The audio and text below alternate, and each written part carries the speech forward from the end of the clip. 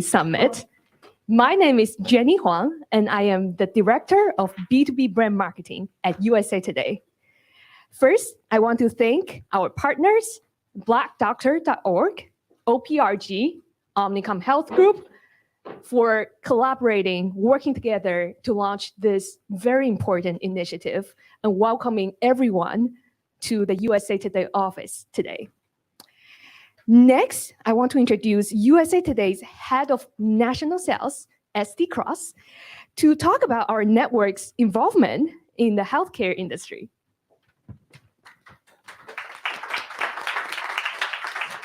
Thank you. Good morning, everyone. Hope everyone is caffeinated and ready for a day of great programming.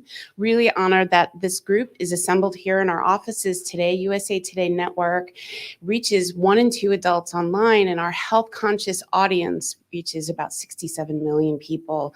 So this is a topic that's near and dear to our heart, both from the sales and B2B side, but also from the editorial side. And you'll hear from some of those folks later today. They're writing stories that speak to relationships, your mental well-being, your physical well-being, equity, all of the important topics that we need to be aware of as adults moving through our lives. So welcome to our offices. We're so glad you're here, and enjoy the day. Last but not least, you can find the Wi-Fi login at your seats, and the ladies' room is right there, and the men's room, you need to go across, but then it's not too far away. Let's kick off the summit. Thank you all.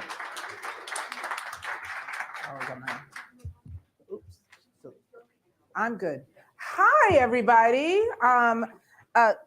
Hello, everybody. Are we out there? Oh, I thought I was alone for a second. My name is Gina Pemberton. I'm the Chief Diversity, Equity, and Inclusion Officer at Omnicom Health Group. And I'm here to welcome you to this great event on behalf of Omnicom. We partnered as well with OPRG to work with blackdoctor.org and USA Today to bring you this summit. So we are really happy to be here. Thank you again to USA Today for the space, and blackdoctor.org for all the work that we've been doing together. And just, I'm gonna run real quick through, today's agenda.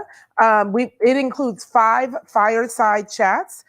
So this is a business planning meeting, and our whole plan here is to discuss what needs to happen in 2024, and I'd argue even beyond that, and how earning trust must be a part of our lens.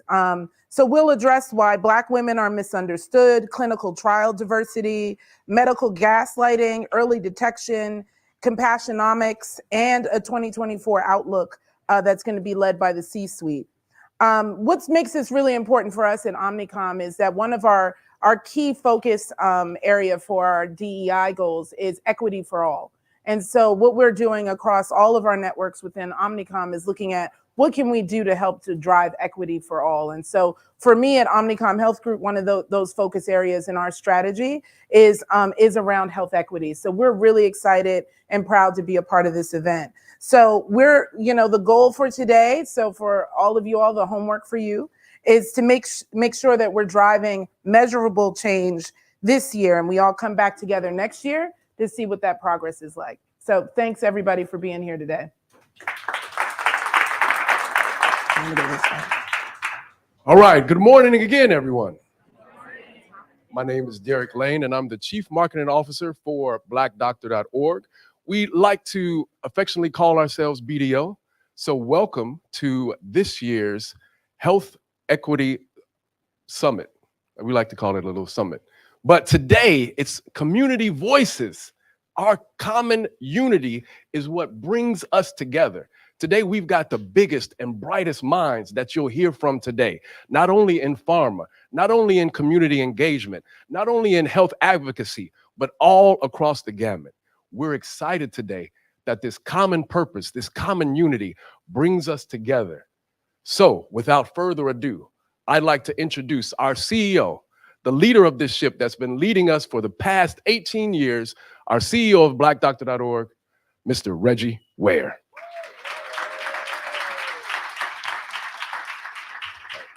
Good morning, everyone. Thanks for coming.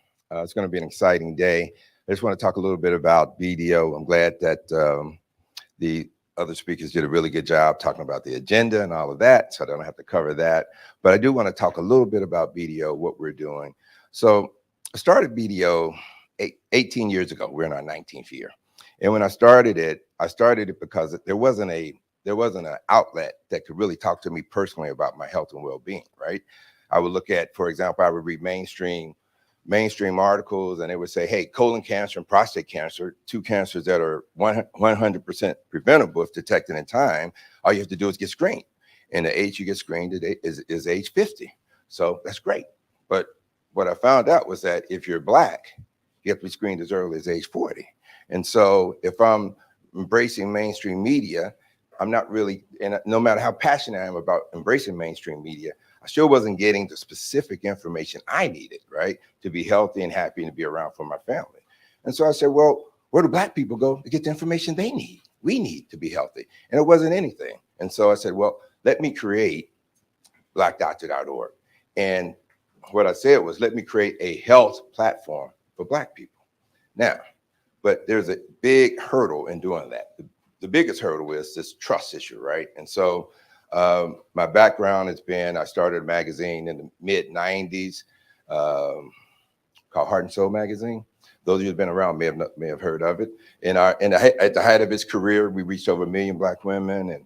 And so my background was in health. And then, and so when I looked at the opportunity to start BDO, like we call ourselves BDO, as Derek mentioned, I knew that we had to overcome a really big hurdle. And that hurdle was this distrust of the healthcare establishment.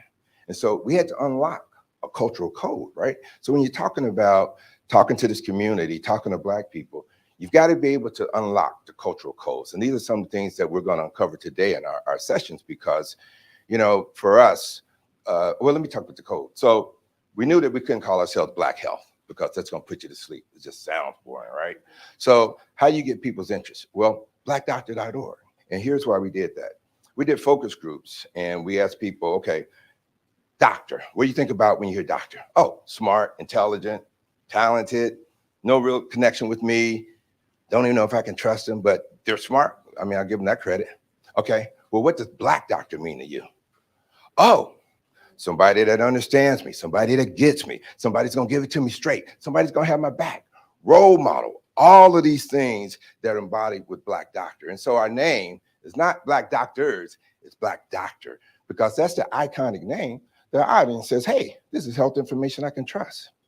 Now, even the Black doctor, even if you put in blackdoctor.com, we own blackdoctor.com, but we're blackdoctor.org, because we know that everything we do, we have to sell to our audience. So we're putting their best interest first, right? And so when you partner with blackdoctor.org, you're going to get a lot of intangibles, which is this commitment. You're going to get the commitment that we're going to be there for our audience, because our mission is to get every Black family as healthy as they can be, right? And I've had people tell me, well, Riz, that's like a goal. That's like having a goal of world peace. Not so much, because you can do it. Think about it. Well, we can make a dent in it. And here's how. For the people that aren't sick, we teach them to continue to embrace prevention, right? And or wellness, which is the art of being healthy, right? Especially as part of a pursued goal. But for the people that are sick, we got to get them on the best drugs, right? That's why people like Sherry Humphreys here with Lymparza and the great treatments that they have. I mean, they partner with us, right? We work with them to make sure that these patients are getting the best drugs, because it doesn't happen organically. It's not like a Black person can go to the doctor's office and going to get the best treatment. It doesn't happen. They have to be super advocates, right? And so we work at that. We work at making them super advocates. We've created this proprietary tool. It's called the Black Patient Journey Roadmap. And it talks about all the things we have to do, because it's not a straight journey from awareness to ongoing adherence, right? You go forward, you take steps back, and so forth. But man, we connect with our audience, we tie in culture. And so today, what I'm really interested and exciting about is, you know, hearing some really smart people talk about health equity. We got people like Ricky Fairley here, who is is the foremost expert patient advocacy for breast cancer, right? And she's on our platform. And yeah, everything she says she wants to do, and she comes to me, the answer is yes. Why? Because I know we're going to get great content. We're going to get great passion. She's going to follow through. And so it makes us better when we're giving people the best content, right? And so we're going to sit here. We're going to have an open conversation. I want to thank USA Today for hosting this event. And when we were talking to USA Today, what's really impressive about them is that we were brainstorming, and USA Today says, hey, well, we're not the most diverse corporation. We're not leading the way in diversity. And I said, I love that, because that means you're open to getting better, right? We just need open conversations. You know, it's what holds us back, and when people are not honest and not open. So we can't have those meaningful conversations. So let's give them a round of hand for their courage and commitment to diversity. Yeah. The Omnicom Group, OPRG, phenomenal partners, and they've just been a major resource for us in helping. Want to thank them for their partnership as well. Yeah. Let's give them a round of applause. Yeah. And Sherry, with her special work that she's done with the Omnicom Group, and with her working with us. Yeah.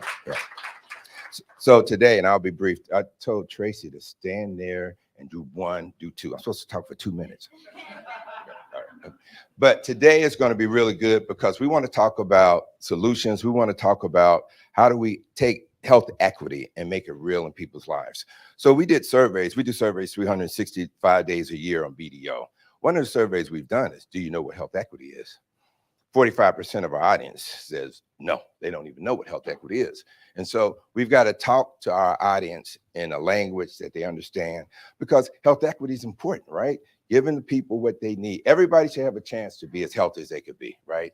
So what does it take to make sure everybody gets the information they need, right? And then in addition to that, how do we get the audience to trust us? Because trust is important, right? And so for us, you know, we've done numerous studies on trust. We know that, you know, for the Black community, we're the most trusted resource. And, you know, I'm not saying that lightly, because we've earned that trust over 19 years. And so what we want to talk about today, as we talk about strategies, I want to keep in mind that those of you that are here today, we're all family, because the fact that you're here is saying, hey, this is real. This is important. This is something I'm committed to.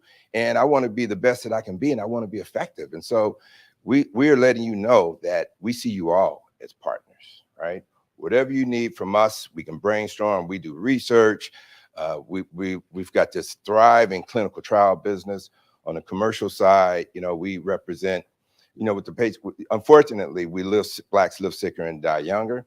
But on the business side of that, there's a lot of opportunities, because we have a number of patients on our platform that need the help, and it's just a matter of connecting them to the right drugs. But we've done some great things with clinical trials with Jude from Amgen. His team stepped up, and we did a clinical trial program with them, awareness thing, and it reached over 500,000 people. So, you know, I think that as we think about some of the things we want to do, you know, I want to throw away the legacy baggage of saying, well, okay, well, if I'm doing something for the Black community, it's got to be really, really tiny, because we've got bandwidth.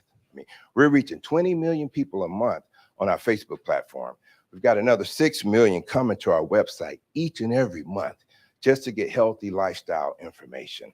And it doesn't happen by accident. All right, I'm gonna tell you guys a story, then that's it, okay. So I was having lunch with a colleague, and she says, Reg, you know, most people, it's hard for most people to find something really successful once in their life. She says, but you, seems like to me, you've caught lightning in a bottle twice, Heart and Soul, and now BDO. So she says, well, what's your secret? And so I thought about it, because I hadn't really thought about it like that. And I said, well, look, here's the secret.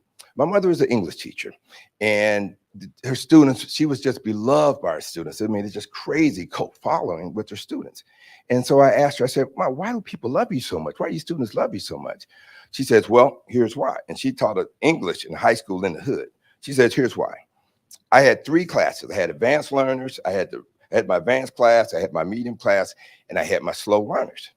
And she said the curriculum was, you know, teach my advanced learners Shakespeare, public speaking, regular curriculum for the medium kids, for the regular students, and then, you know, for the slower learners, just, you know, watered down stuff because they don't have the capacity. So that's what I said, 3 different curriculums. But what I said was, no, I'm not doing that. I'm teaching everybody Shakespeare, public speaking, right? So now you got your advanced learners, you got your medium, and you got your slow learners. All of a sudden, the slow learners come to class, and they're used to just being babied and not learning anything. And she's telling them, hey, I'm gonna teach you public speaking because you're gonna be something. And she's pushing them. She's not calling them, oh, poor little thing can't do anything. She said, you can be anything you want to be. And she inspired all those kids, and they never forgot it.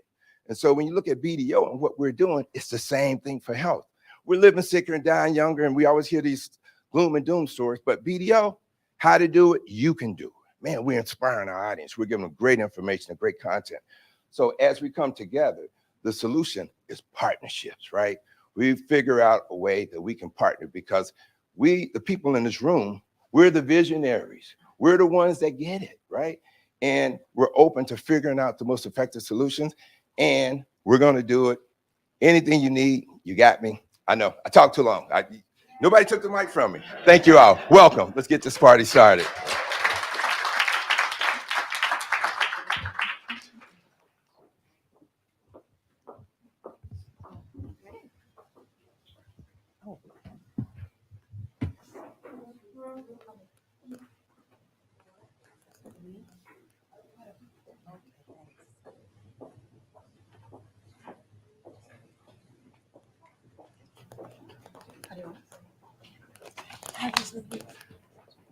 Okay, now I have to get Regina's together.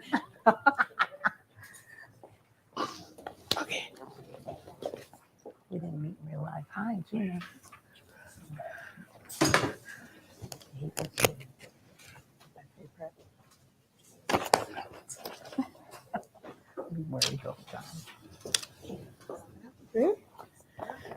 Good morning.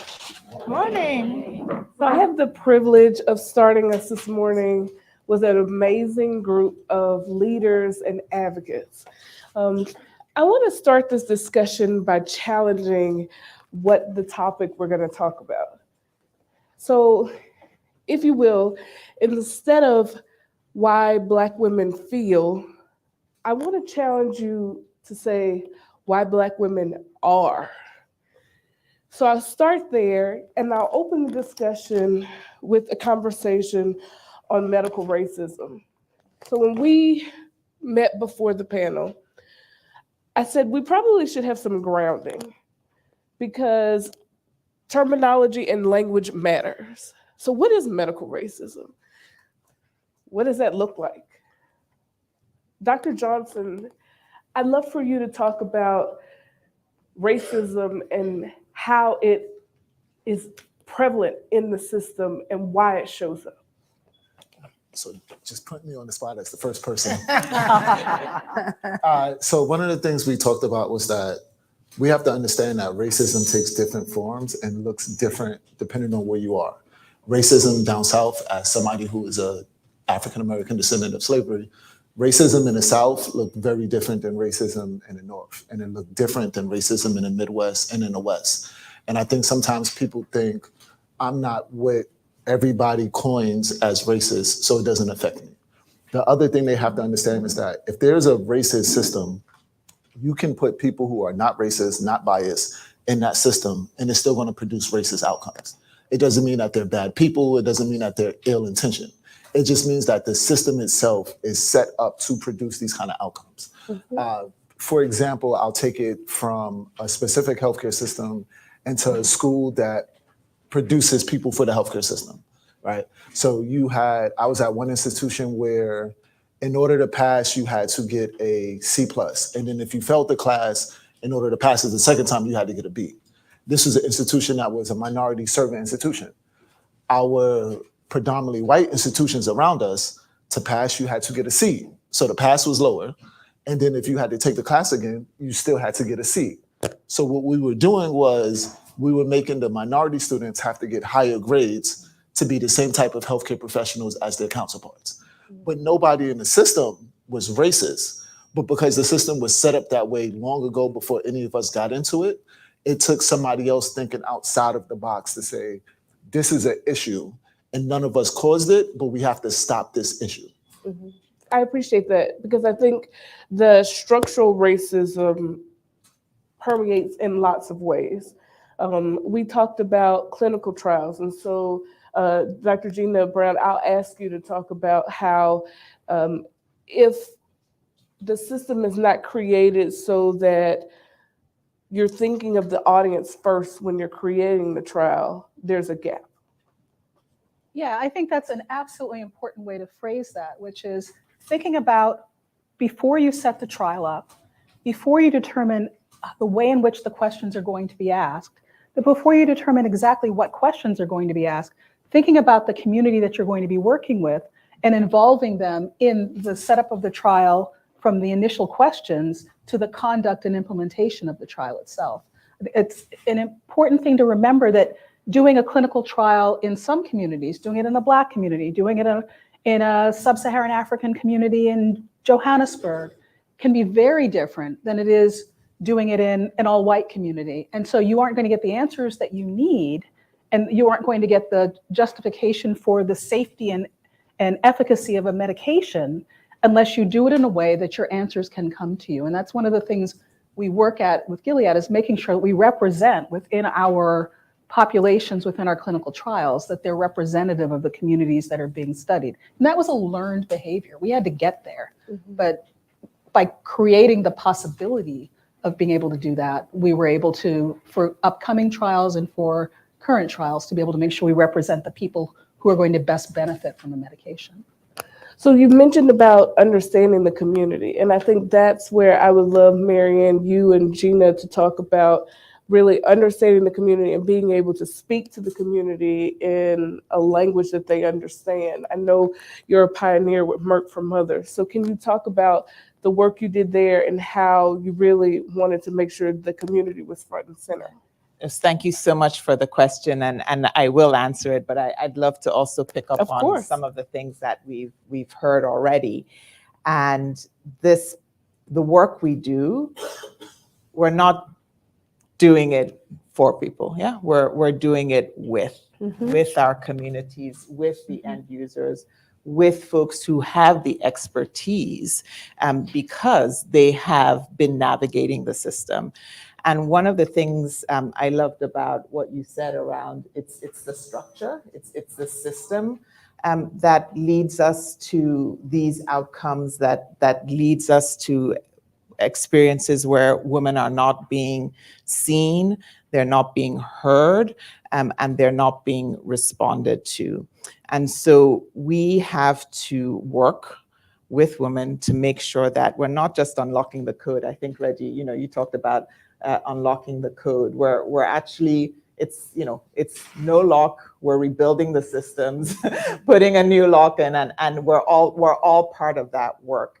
And so when I think about what the Merck for Mothers partners have been able to do, it's really to partner effectively at the community level, because women who've had these lived experiences are actually leading the work. Yeah, it's not they're involved, they're leading the work, and they're leading it in a way that is creating systemic change and making sure that we're changing expectations around how Black women are designing systems within hospitals, how they are informing clinical guidelines and standard of care, and how there are ongoing feedback loops to make sure that we are getting responses and feedback and experience from end users to hold ourselves accountable. Because I think a key piece of this is, if we don't have accountability structures in place, then we're just doing things. Yeah, we're not making sure that they're actually going to be sustained.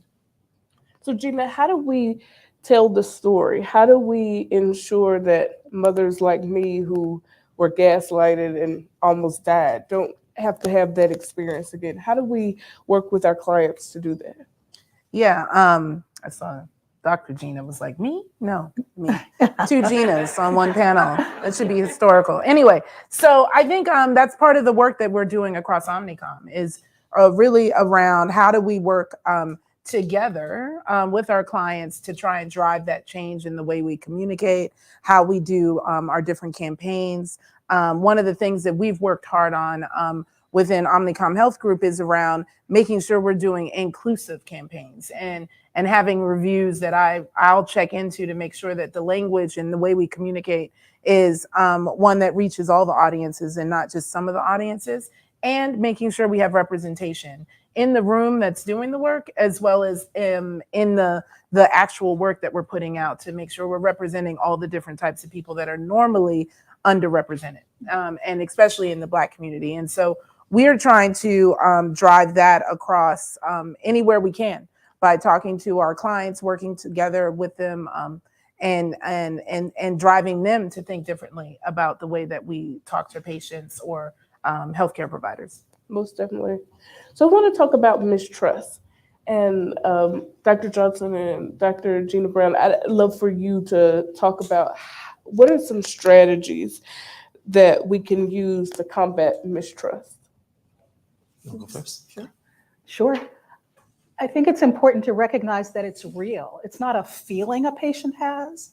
It's an experience that they've had. And it's their lived experience that happens on a daily basis, but it's also the lived experiences of their aunts and their mothers and their fathers and their brothers. That when you walk into a healthcare facility or when you seek healthcare with a provider, it's recognizing that this person can hear you, as you've talked about, will listen to you, and will respond in a way that is part of hearing and listening to you and engage you. As we talk about patients being partners in their care, but being treated as a partner in your care, that your questions are respected.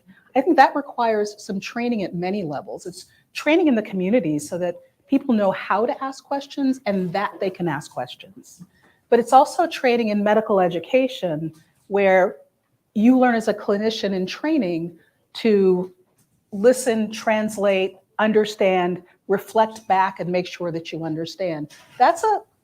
Some people are naturals, but it's also a really constructive learned behavior. And to understand what the community's needs, I think you have to partner with the communities to do that, to understand how they best can receive information and what works for them to be able to access care.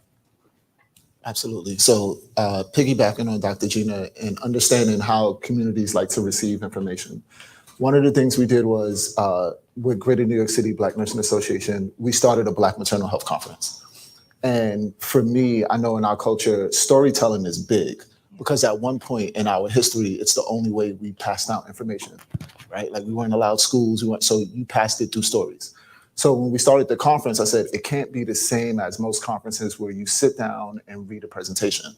So we had panels, and we had panels of people who had experienced the Black maternal health crisis, either mom who had given birth, a family member of a mom who may have died, a brother, a sister. We wanted to put those people on the panel and talk to community, and not just the community, talk to the providers who experienced them throughout the system. Then we had another panel where it was all of the providers that touch people on this path. Doulas, RNs, OBGYNs, nurse practitioners, midwives, everybody that touched people. Then we started doing simulations. Now we're going to simulate a postpartum hemorrhage. Now we're going to simulate epilepsy. And one of the things we're getting ready to do with this upcoming one, we're going to simulate how do you advocate for your actual self, right? And then in real time we watch the simulation. Now the people who have gone through it gets to talk and share, and the providers who are responsible have to also talk and share. And then also understanding that what we may need in New York City may be different. So now we're starting one in the greater St. Louis area. Take all of our ideas, because we're not going to lose nothing from sharing with you, but do whatever you need to do to tailor it to your specific group, right? And then that also led to us having a national task force on it to say, hey, some of these areas may not have the manpower. Let's send people from the national organization down there to create these platforms for them.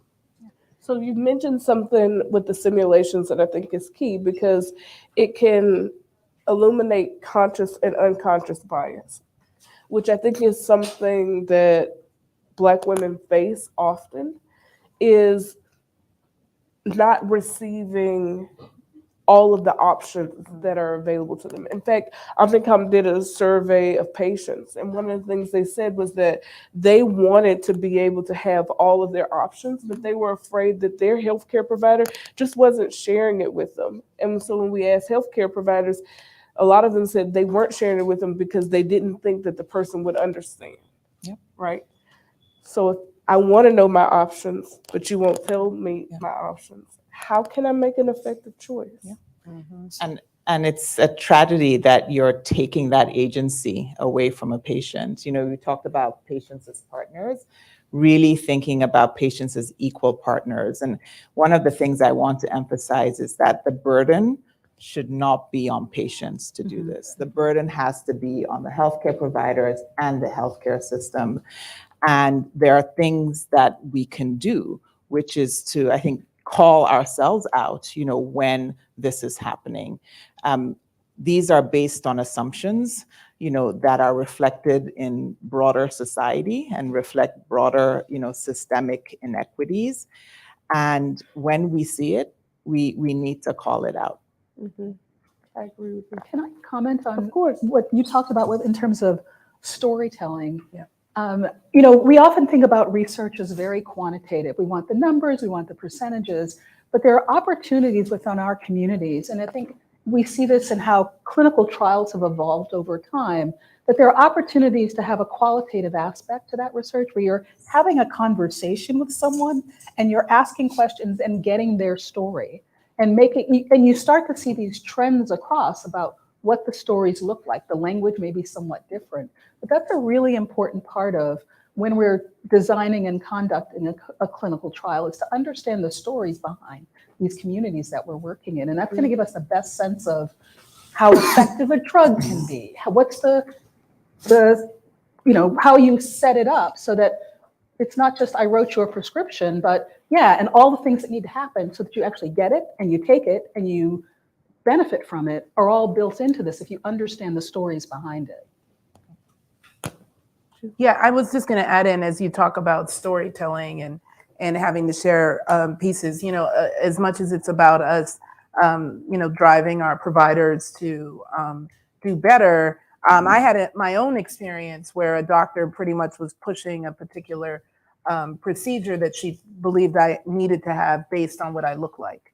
And I kept saying, because I had the skill set or some knowledge, that I was like, I don't need, this is not what I'm here for. And it became kind of a battle, like, and to the point that I left the appointment and then I reported her. So I think a lot of things people don't realize is that there are means for you to come back to a provider to say things. I think we've got to share more of that, of what can be done to help counteract that. But I think the other piece is around not just on providers and the patients to do it, but the industry. The healthcare industry has to take ownership into this, which is why we're so passionate about doing this different piece around health equity. It's like, it's got to be across the whole system. And can I also jump in and say, a lot of times we have to recognize that it is actually a problem. Yeah. Because if we're not going to recognize it, it's an issue. And I'll start with myself. So my daughter had a difficult birth in 2017. And then my nephew was born at 24 weeks the very following year. And when he was born at 24 weeks and my sister had to make the decision to actually give birth, her and I were sitting down discussing it. And she was pre-eclampsia, borderline on going into full eclampsia, and refusing to give birth, right? And they sent a Black woman doctor in. She talked to my sister. She did everything. She left. And then my sister had me as a healthcare provider to talk her through. What I didn't realize was that after my nephew's birth, I had another fraternity brother who lost his daughter after she gave birth, and then another fraternity brother who had a stillborn. And this is all within like a 6-month span. I didn't realize that somebody who was supposed to be highly knowledgeable, right, as having the title doctor, that this is an issue women are facing. This is an issue that Black women are facing. So if I'm supposed to be the most knowledgeable person in the room and I don't recognize it's a problem, it's going to keep happening. And then that led to us going, hey, everybody in my chapter, is this an issue? And a lot of them going, duh, right? And it was like, okay, let's do something about it. Being an advocate, you know, I shared with you my story. I gave birth at 28 weeks and my daughter spent a month in the NICU, and I almost died twice. And as someone who had health insurance, who is in the health equity space and is an advocate, I was labeled everything from combative because I asked questions, or as non-compliant because I knew what they were telling me made no sense. And anytime I asked for a second opinion, I was told, why do you need a second opinion? You're at the best healthcare facility in Washington, D.C. You've got a team of physicians. And when I almost died the second time, I was like, if you can't figure it out, I can go someplace else where they can figure it out. So how do we help people not have that experience? And truly, unfortunately, they have to be an advocate for themselves until we fix the rest of the system. And I just want to acknowledge and thank you for sharing that, because it's traumatic. And I think each time these things are shared, the trauma comes up again.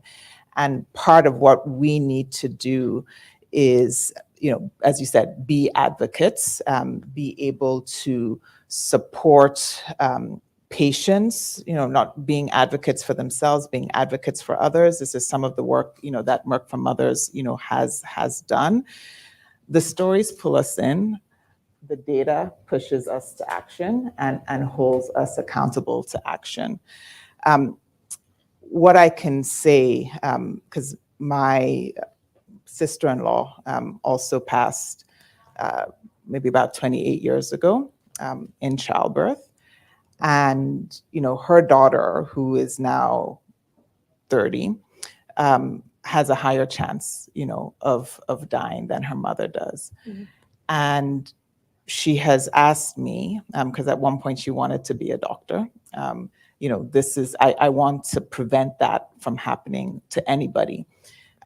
We all know the loss of a mother, the loss of a family, the impact that has. And I told her, I was like, you can be anything. Yeah, you can be a journalist.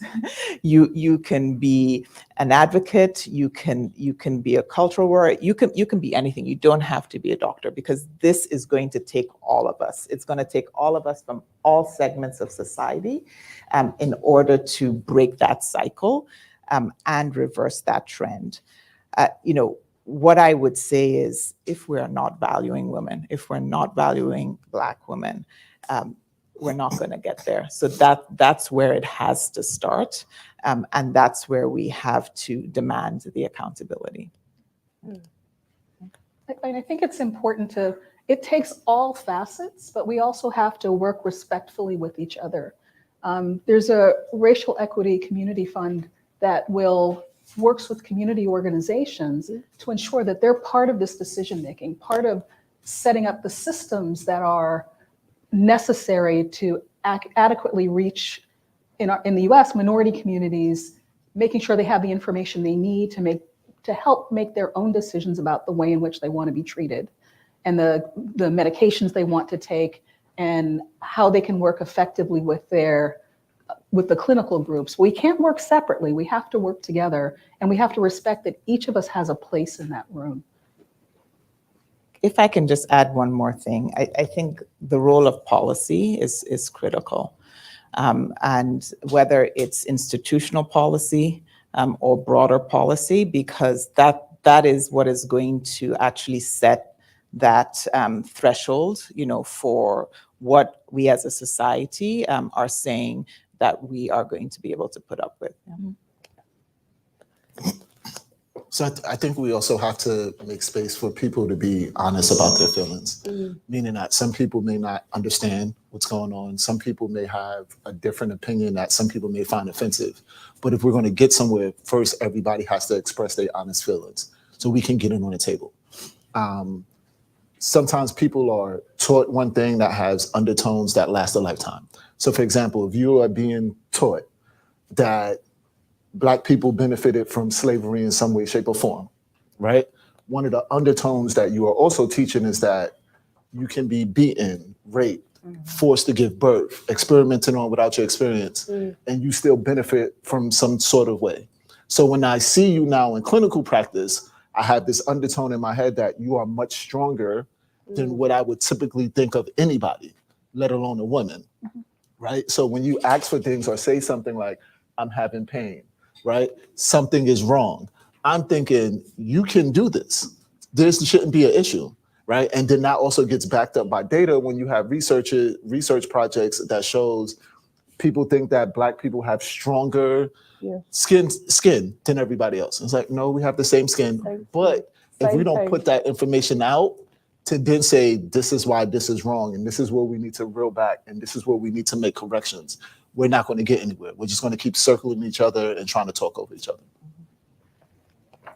I think, yeah, totally agree. And I think where there can be some, I'll put my DEI cap on, is some driving of this is, where we start to push the conversation around unconscious bias and conscious bias and making it a true conversation, not just a training where you go and you're like, oh, I didn't realize I was an asshole. I am an asshole. So, or figuring out, what you could be doing differently. I think it's around really pushing that into practice and having people call you out, say the things, making a safe space wherever you are so that individuals can have that conversation. To your point around, how are you learning and what is your your underpinning of how you were raised and how that will drive different things. It's important for us to have those open conversations no matter where we are. We are driving those. A lot of places are doing that in the corporate world, but I'd argue that a lot of places are not doing that in doctors' offices, in policy offices, in all the spaces that probably need it more than those of us that work at various companies that are doing it. So I think that's going to be the biggest challenge: is how do we drive our providers and our the people that serve the patients to have more of those open conversations and realize that they don't know everything about everybody and that they need to better understand and learn what's different about each of us. And it's okay that we're different. It's just that we have to have the conversation and make it a safe space. I think there's power in that conversation. Yeah. And then the active listening. Yeah.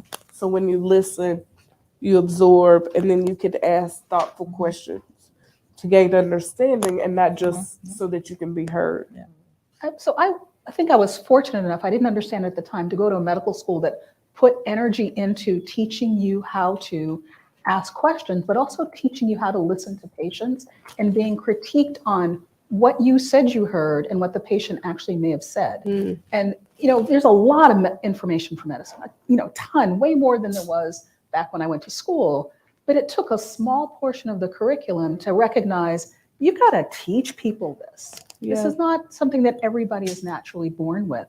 I think the partnerships with community organizations is also part of teaching people this. We both have to learn. It's partnering with community organizations so they can understand how to work with their communities to bring these issues forward, to feel strength in bringing these issues forward, to come with an advocate who can, when you're hearing hard information, can ask those questions for you. And I think there are active programs that work directly with communities to do that. But I also think it's a multi-layered approach. It's working at all the different layers of healthcare, healthcare institutions, research to start to build upon making sure that our voices are heard. And I think being at the table is critical, for that. You mentioned, training in medical school. I remember the medical cases, which some of them were so offensive, so stereotypical. I don't think we as a ecosystem have gone back to all of the medical text and looked at that curriculum and have community members, mothers be there to ensure that these cases actually reflect reality and are not offensive and value give equal value to patients. So that there are concrete things we can be doing. Because that is, as a medical student, what you are learning becomes ingrained, becomes unconscious. You reflect it when you start your training. And if we are not showing up in that curriculum in the right way, it's just another example of the structures that are preventing this work. Well, I want to thank you all for having this conversation and for being advocates out there to ensure that Black women aren't gaslighted. I appreciate you. Thank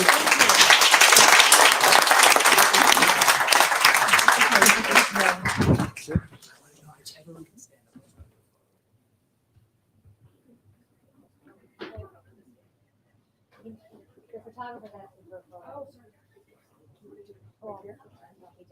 Yeah.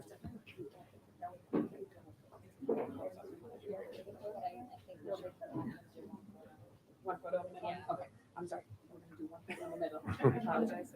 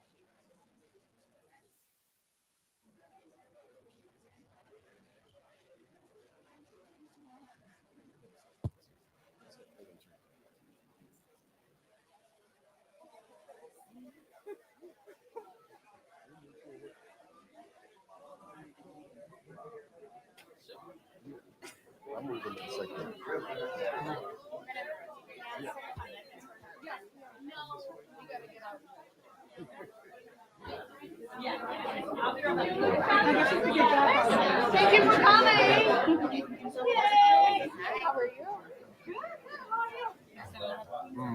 Hello, hello. All right, ladies and gentlemen, we still have a power pack day today.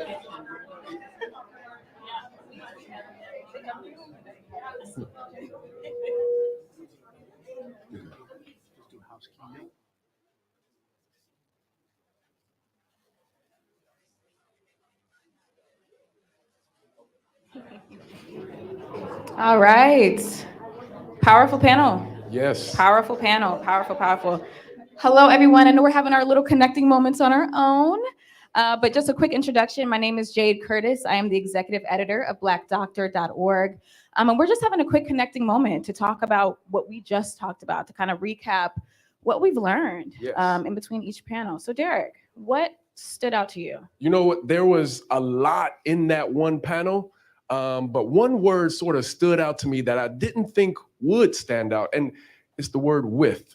One of the panelists, they said, when it comes to health equity, it's all about working with each other, with women, with healthcare providers, with pharma, and it's going to take all of us in order to create that change. So that powerful word, instead of using for, I'm doing this for somebody, it's changing it to with, and it just changed my whole perspective. Wonderful, wonderful. What did you think?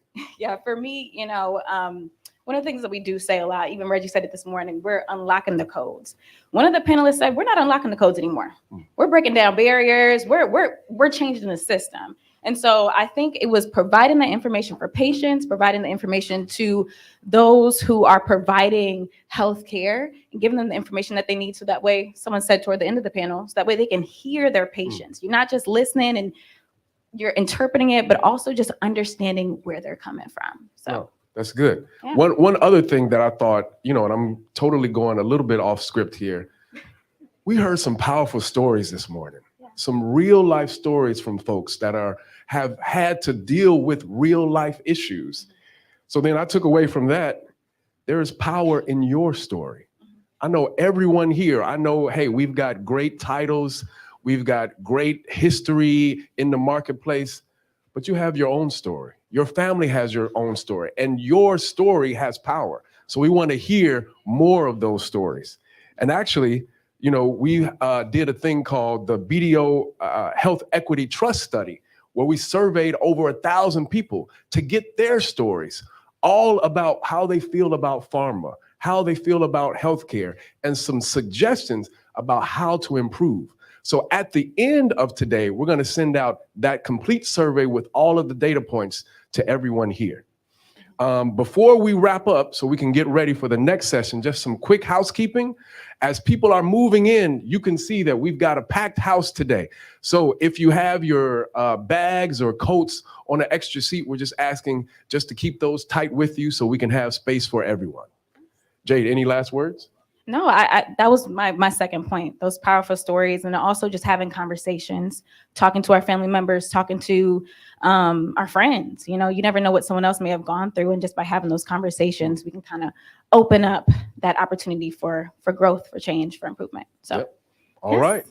Well, All right. let's get ready for the next panel. Woo woo.